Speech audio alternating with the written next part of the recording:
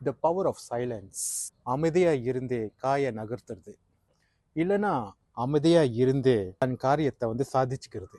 நீங்க பார்த்துருக்கீங்களா, இந்த உலகத்துல வந்து ரொம்ப மோஸ்ட் இன்ஃப்ளூயன்ஸ் பீப்புள்லாம் சைலன்ஸ் தான் வந்து மெயின்டைன் பண்ணுவாங்க. அவங்க நினைச்ச காரியத்தை வந்து அவங்க நகர்த்துவாங்க. அவங்கள வந்து ப்ரெஸ் மீடியா இதெல்லாம் கூப்பிட்டு கையமுயான எதுவும் பேசிட்டு இருக்க மாட்டாங்க. தான் செய்யற காரியத்துல வந்து கரெக்டா இருப்பாங்க. இந்த சைலண்டா இருக்கிறவங்க வந்து அப்சர்வ் பண்ணுவாங்க. அப்சர்வ் பண்ணி அதுக்கப்புறம் வந்து அவங்க அடுத்த முடிவு வந்து எடுப்பாங்க. நீங்க பார்த்துருப்பீங்க, உங்க குரூப்ல வந்து ஒரு 4-5 பேர் வந்து நல்லா பேசிட்டு இருப்பாங்க. அதுல ஒருத்த மட்டும் வந்து ரொம்ப பேச மாட்டாங்க, ரொம்ப அமைதியா இருப்பாங்க, சைலண்டா இருப்பாங்க. அவங்க வந்து ரொம்ப அப்சர்வ் பண்ணிக்கிட்டே இருப்பாங்க, என்ன பேசுறீங்க என்ன பண்றீங்கன்னு. அதுக்கப்புறம் தான் வந்து லேட்டா தான் வந்து ரியாக்ட் பண்ணுவாங்க. ஸோ இந்த மாதிரி ஆளுங்களாம் நீங்க பார்த்துருக்கீங்களா? இந்த சைலன்ஸ் வந்து மெயின்டைன் பண்ற சில பெனிஃபிட் இருக்குங்க. அது என்னன்னு நான் உங்களுக்கு சொல்றேன். You appear more powerful.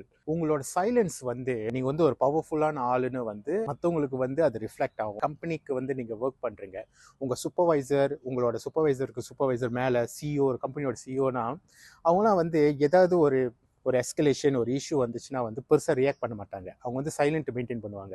Maintain பண்ணி என்ன அடுத்து வந்து எப்படி மூவ் பண்ணணும், எப்படி என்ன மாதிரி ஆக்ஷன் எடுக்கணும் வந்து திங்க் பண்ணுவாங்க. இது வந்து one of the best power of சைலன்ஸுங்க. ஒருத்தங்க கையா முய்யான்னு கத்திட்டு இருக்கிறவங்களுக்கும் ஒருத்தங்க அமைதியாக இருக்கிறவங்களுக்கும் இதுதான் டிஃப்ரெண்ட், தெரியுங்களா? ஸோ அப்படி அமைதியாக இருந்து அவங்க அடுத்த கட்டத்தை வந்து நோக்கி போகும்போது நம்மளுக்கு வந்து பயம் வரும். நம்மளுக்கு வந்து ஒரு பயம் வரும். ஓ, இவங்க அடுத்து என்ன செய்ய போகிறாங்கன்னு நம்மளுக்கே வந்து தெரியாது, என்ன ட்விஸ்ட்டு நடக்கும்னு தெரியாது. ஸோ அதுதாங்க இந்த பவர் ஆஃப் சைலன்ஸோட பவர். ரெண்டாவது விஷயம், silence makes you move creative. அதாவது என்ன சொல்ல வரேன்னா, இந்த அமைதியாக இருக்கிறவங்க தனிமையில் வந்து அவங்க நிறைய கிரியேட்டிவாக வந்து சிந்திக்க முடியும். டீம் ஒர்க்காக இருந்து அவங்களோட ஐடியா இனோவேஷன் செய்கிறத விட அவங்க தனிமையில் இருந்து அவங்களால வந்து கிரியேட்டிவாக அவங்க திங்க் பண்ண முடியும். You will learn people. So basically நான் சொன்ன மாதிரி அப்சர்வேஷனுங்க. உங்கள் டீமில் வந்து ஒரு 4-5 பேர் இருக்காங்கன்னா அந்த ஒருத்த மட்டும் பேசாமல் இருக்காங்க தெரியுமா, அவங்க வந்து பேசிக்கலி வந்து உங்களை அப்சர்வ் பண்ணுறாங்க. நீங்கள் என்ன பண்ணுறீங்க, என்னென்ன பேசுகிறீங்க, எல்லாமே வந்து அப்சர்வ் பண்ணுவாங்க. அப்சர்வ் பண்ணிவிட்டு பெட்டராக வந்து ரிசல்ட் வந்து கொடுக்க முடியும். ஸோ இது வந்து ரொம்ப ஒரு பவர்ஃபுல்லான ஒரு விஷயம். அது ரொம்ப பேசுகிறவங்களாம் வந்து ரொம்ப க்ரியேட்டிவாக இருக்காங்கன்னு மட்டும் நினச்சிடாதீங்க. யார் வந்து டீமில் வந்து ரொம்ப சைலண்ட்டாக இருக்காங்களோ அவங்க தான் வந்து ரொம்ப அப்சர்வ் பண்ணுவாங்க. அப்சர்வ் பண்ணிவிட்டு உங்களோட பெட்டரான ரிசல்ட் வந்து அவங்களால கொடுக்க முடியும். 4வது விஷயங்க, once you throw word you can recall. அதாவது நீங்கள் பார்த்தீங்கன்னா உங்கள் ஆப்போசிட்டில் இருக்கிறவங்க வந்து நீங்கள் ஆர்கியூமெண்ட் பண்ணுறீங்கன்னா வச்சுக்கோங்களேன். நீங்கள் ஆர்கியூமெண்ட் பண்ணும்போது சில வார்த்தைகள் வந்து நீங்கள் விட்டுருங்க. வார்த்தைகள் வந்து விட்டால் அது வந்து நம்ம திரும்ப பெற முடியாது. ஸோ சைலண்ட்டாக இருக்கிறவங்க வந்து அளவோடு தான் பேசுவாங்க. தேவையில்லாத வார்த்தைகள்லாம் வந்து விட மாட்டாங்க, சரிங்களா? Again they do the observations. So இந்த மாதிரி சைலண்ட்டாக இருக்கிறவங்க வந்து அனாவசியமான வார்த்தைகள் யார் மனசையும் புண்படும் அளவுக்கு வந்து அவங்க நடந்துக்க மாட்டாங்க. 5வது விஷயங்க, சேஃப்டி ஃப்ரம் எனிமி அட்டாக். அதே தான் போன பாயிண்ட்ல சொன்னது தான்.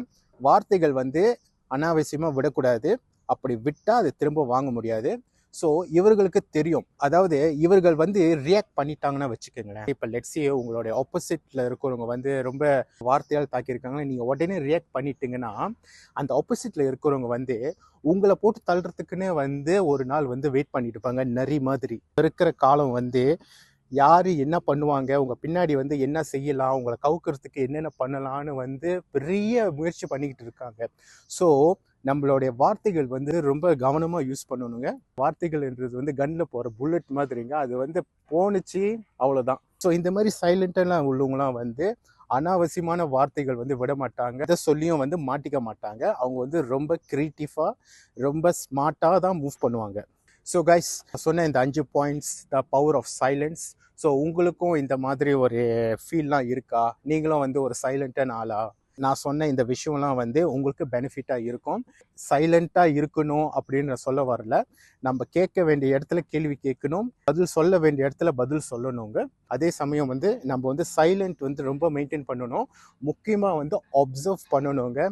நம்ம வாழ்க்கையில் நடக்கிற ஒவ்வொரு விஷயம் வந்து நம்ம உட்காந்து அப்சர்வ் பண்ணணும். அப்சர்வ் பண்ணதுக்கு அப்புறம் தான் வந்து நம்ம அடுத்த ஆக்ஷன் எடுக்கணும் அப்படின்னு சொல்லி இந்த வீடியோ நான் முடிச்சுக்கிறேன். See you in my next video guys. Bye.